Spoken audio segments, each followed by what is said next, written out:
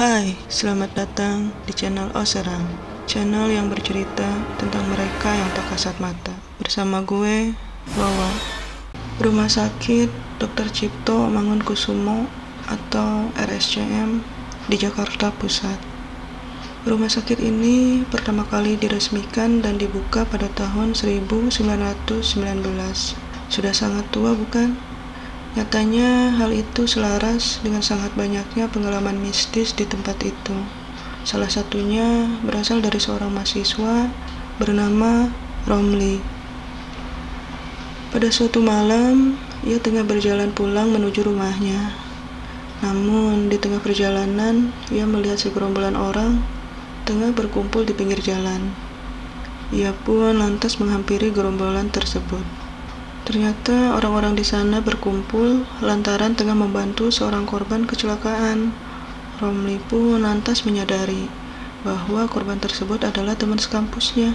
Dengan bergegas, ia pun menolong temannya dan membawanya ke rumah sakit terdekat dengan bantuan warga sekitar.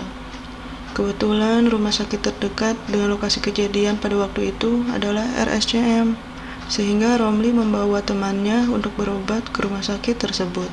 Sesampainya di rumah sakit, teman Romli langsung mendapatkan perawatan intensif. Kemudian, Romli menghubungi kedua orang tua temannya.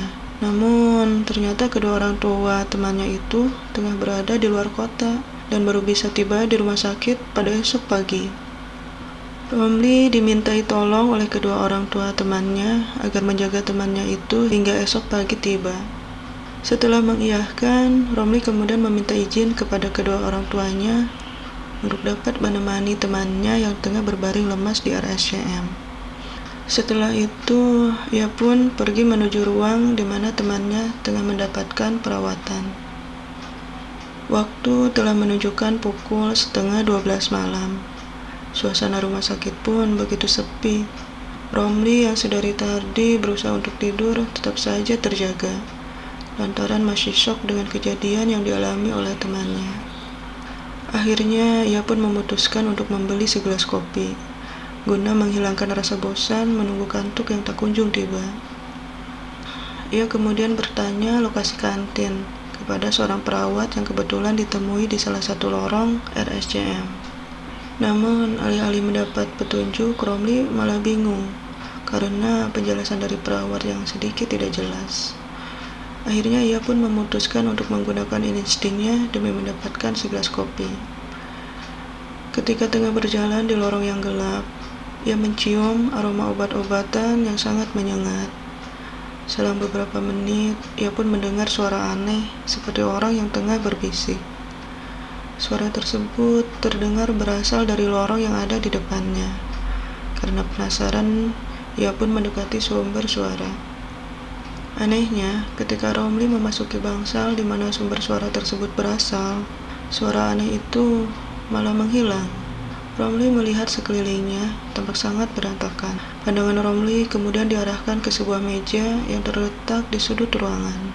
Saat itu, kondisi bangsal sangat minim cahaya, sehingga ia harus sedikit memincingkan matanya guna mendapat penglihatan yang fokus. Setelah berusaha untuk melihat dengan jelas, ia lantas terkejut karena melihat sepotong kepala wanita berambut panjang tergeletak di atas meja tersebut. Wajah dari wanita itu tampak tersenyum dengan tatapan tajam ke arah Romli sambil tertawa cekikikan. Sontak, Romli langsung kaget dan lemas dengan apa yang baru saja dilihatnya. Ia pun bergegas keluar dari ruangan tersebut dengan tergesa-gesa. Namun, baru saja sampai di depan bangsal, ia terjatuh lantaran tersandung sesuatu. Setelah mencari tahu apa yang membuatnya tersandung, ternyata ia semakin ketakutan. Lantaran yang membuatnya tersandung adalah tubuh seorang pria yang tidak memiliki kaki dan tangan. Pria tersebut menatap Romli dengan tatapan kosong tanpa ekspresi apapun.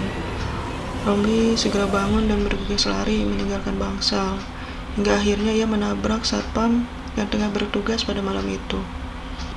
Satpam tersebut kaget melihat kondisi Romli dengan wajah yang sangat pucat sambil gemetar ketakutan. Romli lantas dibawa oleh satpam menuju pos untuk ditenangkan. Setelah diberi minum, Romli menceritakan kejadian yang barusan dialaminya. Mendengar cerita dari Romli, satpam itu pun mengiyahkan dan menjelaskan bahwa ruangan tersebut merupakan bekas instalasi bedah umum dan sudah lama tidak digunakan. Satpam itu juga menceritakan bahwa di tempat itu memang sangat angker dan cukup sering memunculkan penampakan hantu berupa potongan tubuh manusia. Romli yang masih ketakutan kemudian meminta untuk diantarkan ke ruang ICU, tempat temannya dirawat. Sesampainya di ruang ICU, Romli tidak pernah meninggalkan ruangan itu hingga pagi menjelang. Terima kasih telah mendengarkan cerita di channel Oh Seram. Sampai jumpa lagi di cerita lainnya. Dah.